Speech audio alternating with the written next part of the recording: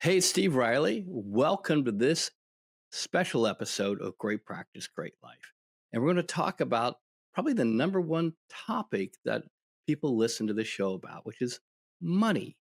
But we're going to talk about money from multi perspectives, completely different ways, because we have on today's episode a financial behaviorist, a coach, an advisor, a podcaster, a thinker who talks to people about how they think and feel about money and how their thoughts and emotions around money actually possibly get in the way of success.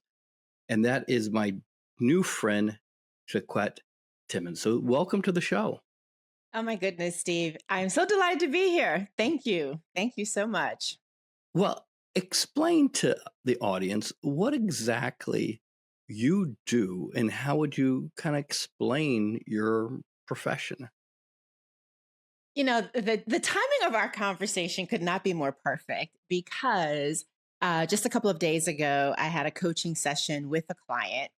And if you were to look at her numbers on paper, you would say that she exemplified the epitome of financial success.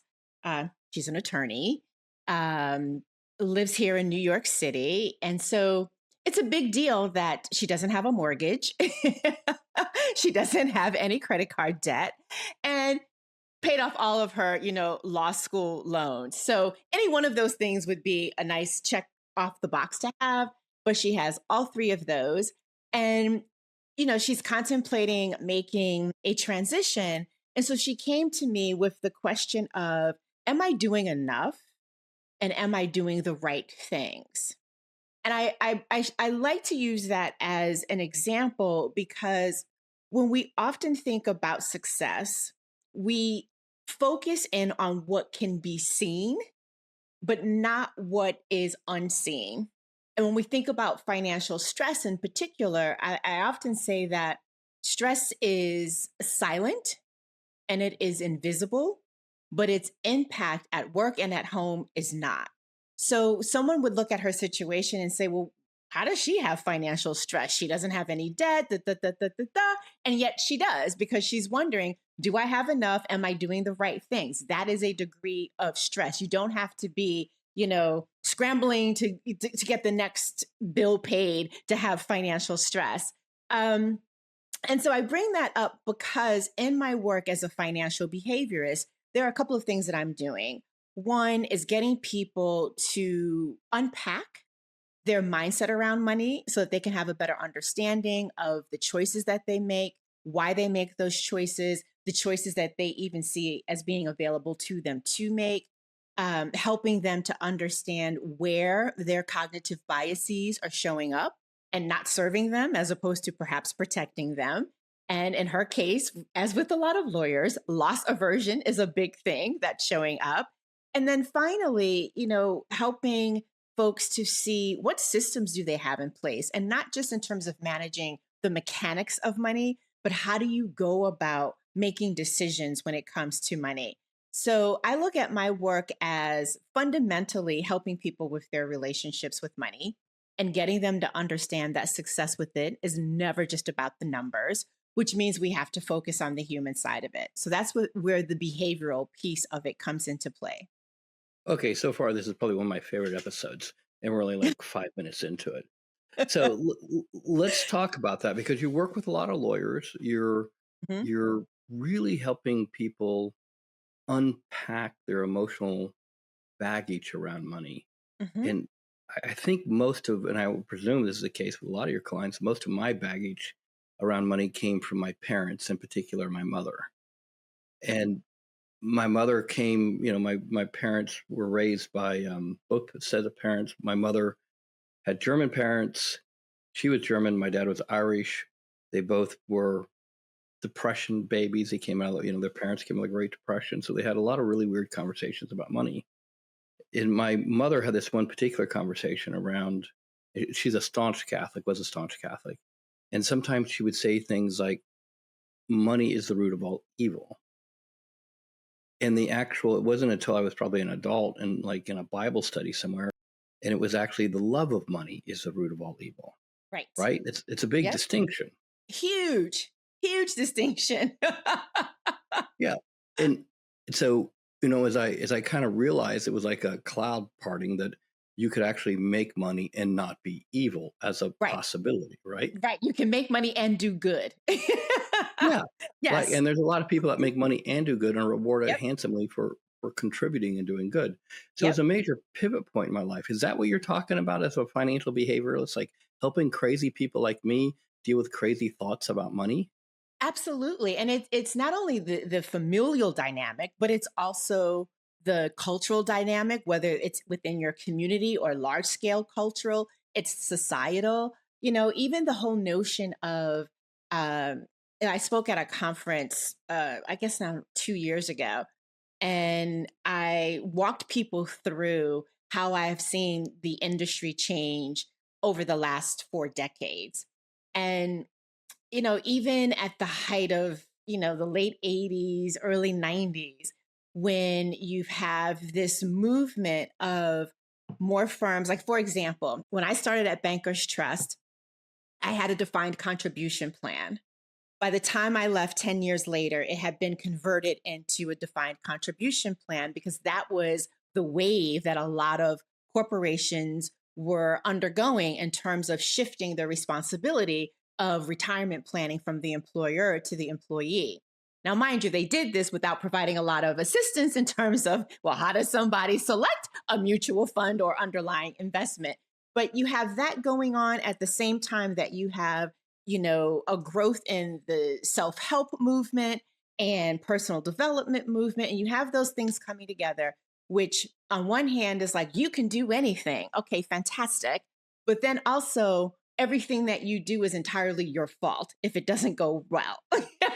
And that is not exactly right when you're not taking into account some of the systemic and the cultural challenges and barriers that are in place. So it's really unpacking what's the familial dynamic that is coming up, what's the social and the cultural pieces that are coming up, and also what are some of the personal responsibility elements, and how do they all come together to shape your experience?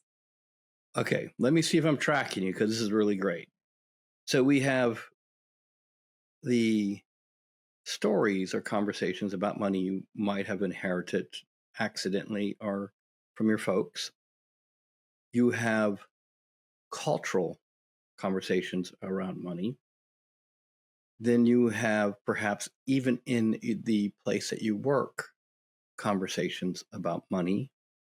And then you have the responsibility of developing your own personal skills around learning about money, managing money, learning how to make money work for you, understanding the distinction between, like you said, between what a pension plan might be and having a 401k with my own mutual funds that I should be investing, to then when I retire, I have to take the money from the 401k, roll it out to my own IRA. And during that time period, I'm responsible for managing my own retirement. And it shifted from a corporate, I guess, responsibility, a governmental responsibility, to personal agency and responsibility over your own economic adulthood. Is that basically kind of how you're seeing this go down? Well, I am, but I also want to make sure that I think people have always exercised their own personal agency. So I don't want to make it seem like that only came into existence, in the 80s. But I do think that the messaging around anybody can be financially successful if they do these three things or four things or five things, right? Pay yourself first, invest, have little to no debt, spend less than you earn. Um, and those things are right. And that's the nuance part, right? You do want to do those things. But how can you hold people to that when you've taken away the safety net of, for example, my mother worked for Social Security for 38 years. I was at Bankers Trust for 10. The average person now stays with their employer 4.2 years. So you've taken away the infrastructure or the structure that allowed people to, with ease, do all of those things. And now, with that gone, you're like, well, you still need to do that. And if you don't do it, there's a character flaw. And that's the part that I have a challenge with. Say more about that. The whole, a lot of the merging of the personal development movement, if you will, alongside with the commercialization, if you will, of personal finance and giving people the ability to do that on their own came with a lot of shame and blame if someone wasn't doing it or wasn't doing it correctly or wasn't having the success that they were told they would experience if they did all of those things, if they paid themselves first, if they invested, if they had little to no debt. Um, People were told if you do these things, you're going to be okay. And that wasn't the experience that a lot of people had. Or even when you do all of those things, I mean, we can't escape the systemic piece of it. When you do all of those things and you're still denied, you're denied, getting a mortgage, even though you've got the, 20% down payment and you've got the uh, good credit, but you're denied. And someone else who doesn't have as much as you as a down payment and whose credit score might not be as great, they get it. It can't just be all individual if you're not taking into account some of the larger factors. Gotcha. So you're what you're saying is that if you're in that position, you may feel embarrassment, shame, personal failure, like you let your family down, you let yourself down, and there might be a lot of guilt and just yucky feelings around those types of things. I got it. Okay, I got it. Hmm. All right. So if someone's listening to this, and you and I've kind of unbundled a fairly big Pandora's box of emotion and finance, right? Yes. W- Why is this important? Like, why have you dedicated your career, your profession, your writing, your speaking to this? Why is this so important? One of the challenges that you have in growing your practice, trying to make more money, trying to have a great life, is how do you stay focused and not frantic? It's a big challenge. So, for a moment, I just want to talk to you about one of the tools that we recommend. It's transformative for anyone that adopts it and uses it. And it's called the My Great Life Focus. It is designed specifically by lawyers for lawyers. This is how it works. Inside of this is a focusing concept that helps you stay focused on the most important goals for you. It actually coaches you on things like prompts and questions, and it gives you an actionable plan how to achieve them.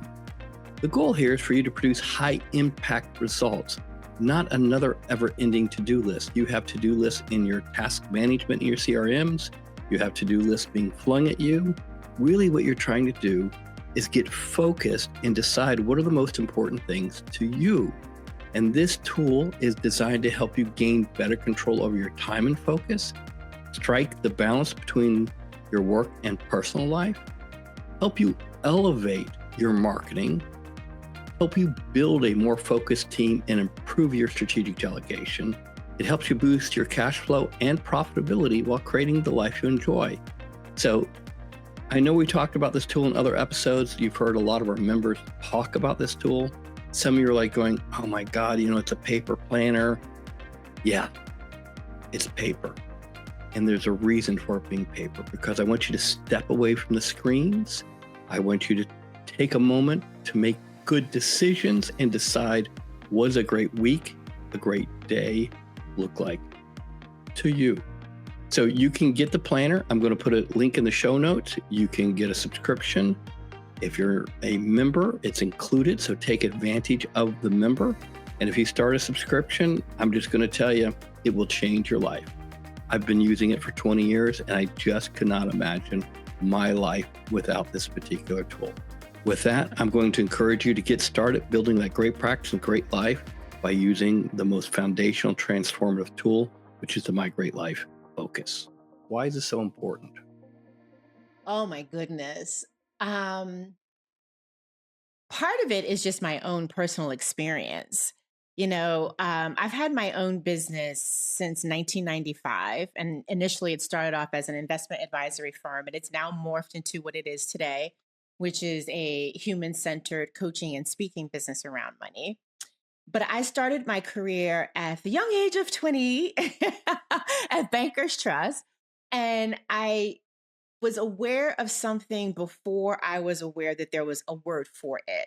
Meaning, I saw the crash up close and personal in 1987, and I saw dramatically different responses to that one event. And it's kind of funny now because, a 500-point drop now is like, whatever. But back then, it was a huge deal. And, I saw folks that if they could have jumped out of a window because of how much money they lost that day for themselves and for their clients, they would have. And I'm not exaggerating. And there were other people that were really calm. And like I said, I'm just 20s, my first, job on Wall Street, right out of undergrad. I don't really understand what is happening, but I just know that what I am seeing doesn't make any sense because these people are freaking out, these people aren't, and they're not talking to one another. And I don't understand why. So that was the first seedling of helping me to understand that there's more to this picture than just the numbers. So that's one. The second is I spent the majority of my decade there in the private bank. And by the time I left, was on a team managing money for high net worth individuals, even started a new practice group, if you want to call it that.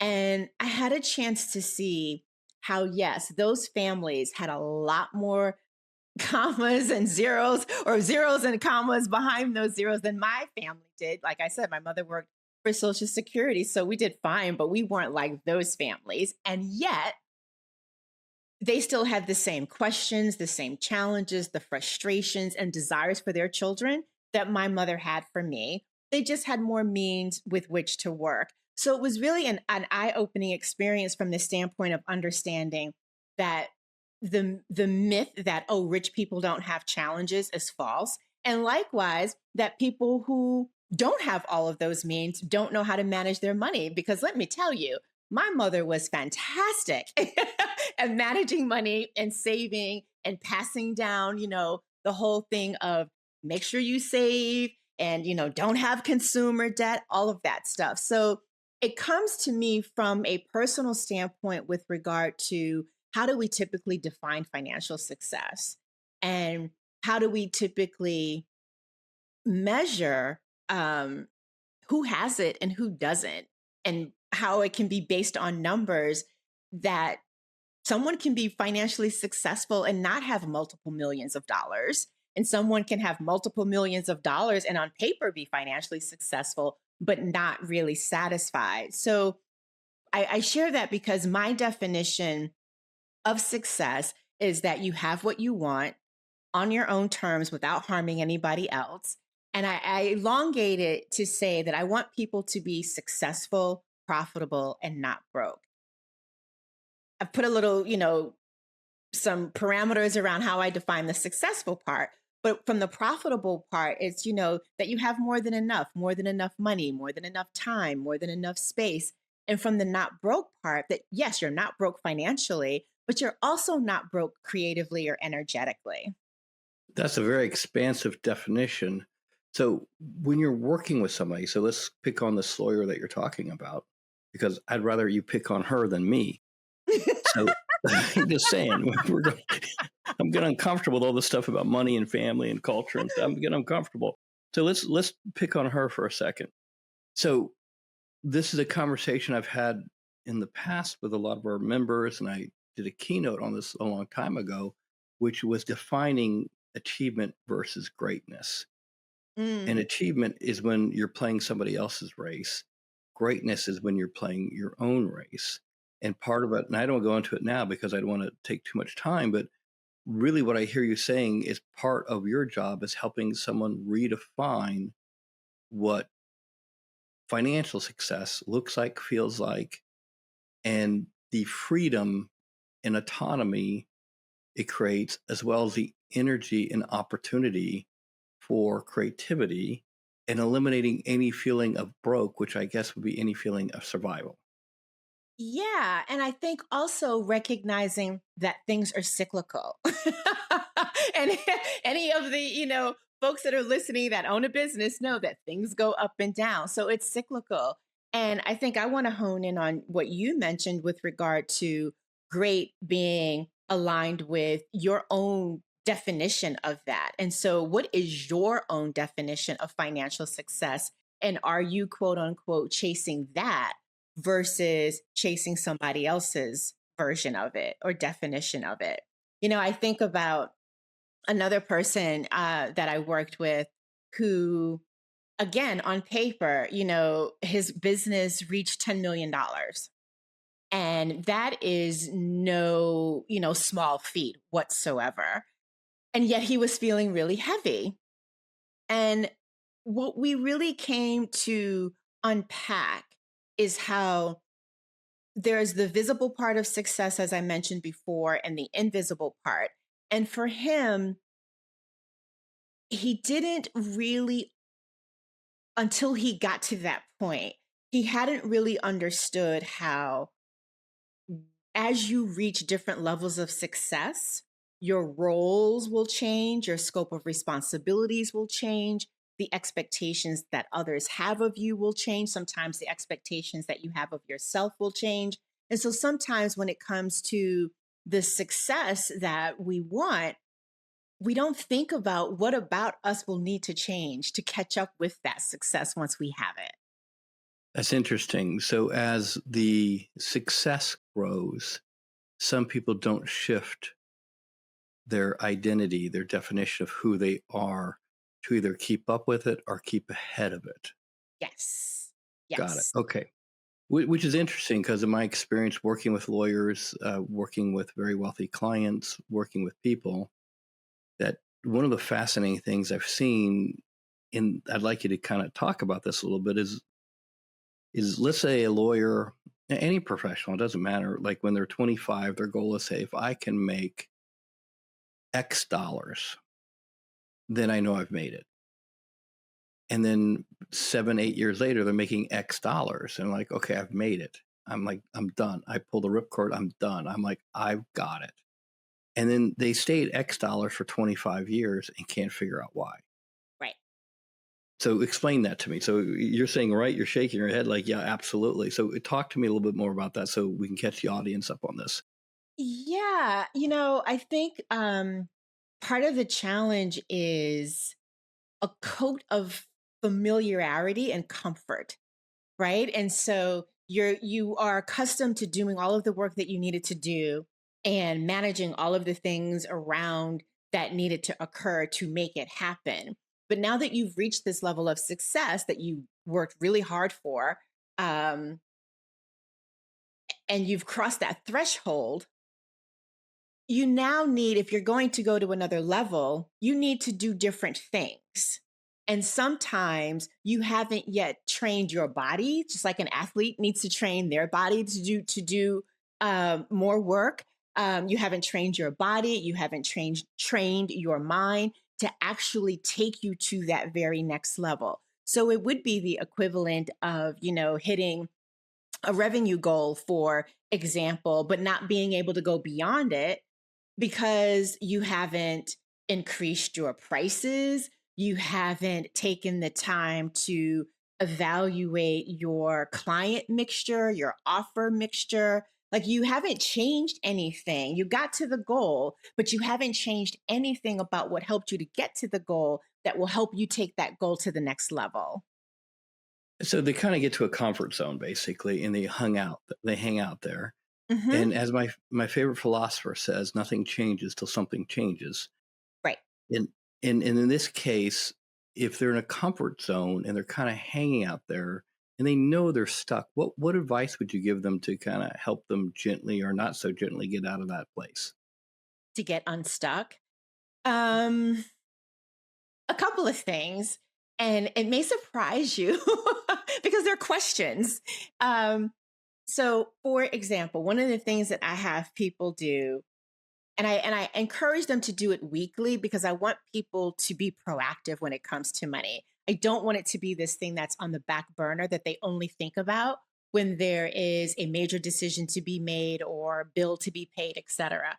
So, one question could be, this week, did anything good or bad happen that caused you to spend money or make a financial choice? Now, on the surface, it may seem like, why am I asking myself this question every week? patterns. You can't interrupt a pattern you don't notice. And so if you always have a question to that question, it's not unexpected. It means you're unprepared. and so That's great. That's terrific. That's great. And so it forces you to be honest with yourself about Yeah, what's going on. I like that. Like I like being deluded and lying to myself. Right. All right, we don't need to be having me consciously aware that I'm not that I'm like. That's great. Yeah. Oh, that's great. I like that. Oh my Yeah, God. that's really good. So that's one question. Another question would be, when WHEN this week did you have a financial breakthrough or win? And I ask people to pause and give themselves credit because I think, again, culturally, we spend far too much time beating ourselves up on what we don't have, what we don't know, and what mistakes we've made. And this is a way of helping people to get out of that self shame and self blame and self guilt mode. And then finally, the other question to ask is, are you ahead, behind, or on track? And those can be financial metrics that you're measuring, savings, investing, spending, earning, getting new clients, the percentage by which, your profit has grown. It could also be non-financial stuff. Like, did you have fun with your family, with your friends? And if you don't take the time to track those things, you don't really know how well you are doing and progressing toward those goals that you said that you have, but you also can't catch clues sooner, so that you can course correct if you need to do that. Got it. Well, let's do this.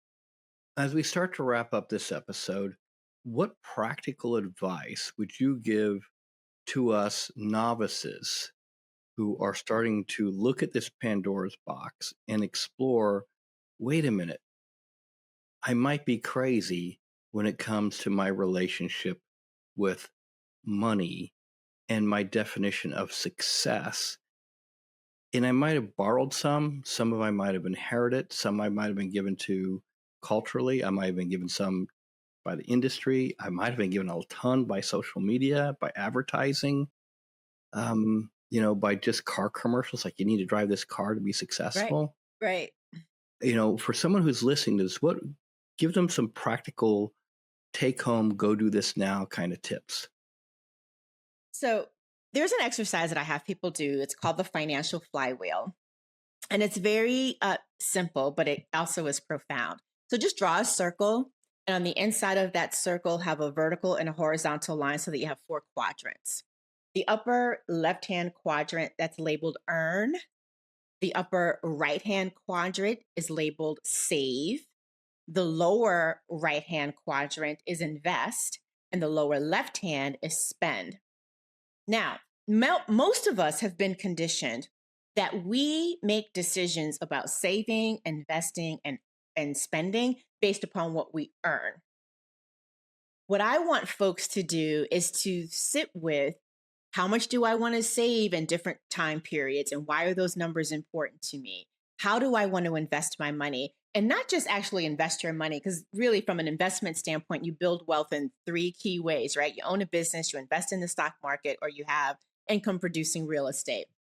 But also, what is your giving philosophy and giving strategy, whether that's to family members or causes and nonprofits that are important to you? What are you doing to take care of your physical health? What are you doing to take care of your well-being, mentally, emotionally, and spiritually, if that's relevant? And then from a spending standpoint, what would be different about your lifestyle if money were not an issue? And then when you get to the earning bucket and you're looking at that, it's like, okay, well, if these are all the things that I want to do with my money, if I have a business, if I have a law firm, what does the firm need to earn? And from that, what do I need to pay myself to make all of these things happen? And what that does is it shifts us from what I call money by default, where it is you take what you earn and you make things happen, to money by design, where you start first with what it is that you want money to do for you. And then you use that to back into, well, here's what I need to earn. And of that, here's what I need my business to earn. And of that, here's what I need to pay myself to make it happen. That right there is a simple tool that can just bring about some profound paradigm shifts. Jacquette, I love it. I love it because I like it. It is a design conversation, like you said, more than a default conversation. And it pushes you away from need to almost a very quick, powerful goal setting framework that pulls you out of the gravitational pull of need to pushing forward to thinking, what are you going to do in those four particular quadrants? So fantastic. I'm going to bring you back for another episode. I don't care if anybody else listens to them. I like talking to you. And Likewise. yeah, and I think you are absolutely extraordinarily brilliant and a terrific thinker. Where can we send people? And I'll put stuff in the show notes, but tell Sure. people about your website, your podcast, and how to get more advice from you or more support from you. Yeah, thank you so much. I really enjoyed our conversation right now and look forward to the next. My website is jacquettetimmons.com. I'm very active on Instagram and LinkedIn. So just, put my name in the search bar and you will find me. And my podcast is called More Than Money, not surprising, because we have nuanced conversations about money, business, and life. So those are all the ways that people can connect.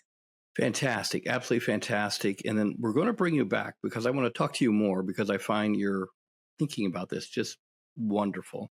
So thank you. Thank you for the time. Thank you for the contribution. Thank you for just authentically being there and sharing with us.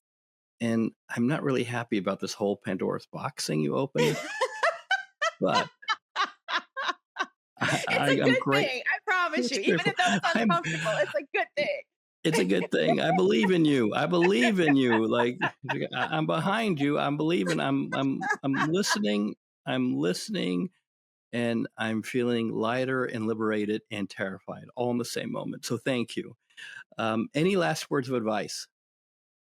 Lean into that discomfort because in that discomfort is insight. So lean into that for whatever is coming up for anybody. Lean into the liberation, lean into, what makes you go, ooh, I'm not quite sure I want to explore that because within that is insight for what to do next. Fantastic. I greatly appreciate it. I hope our audience understands that this is a conversation about how to have a great life, a great practice, make more money, feel more abundant, but redefine what success means to them, which is one of the further conversations I like to have with you. So with Yes. that, thank you. And thanks for being here. Great job. Oh, thank you so much. Thanks for joining this week's episode of Great Practice, Great Life. Please tune in weekly to get the next episode. If you enjoyed the episode, please subscribe, like, and don't hesitate to share it with a friend who you think this episode could help. With that, thanks, and I hope you enjoy next week's episode.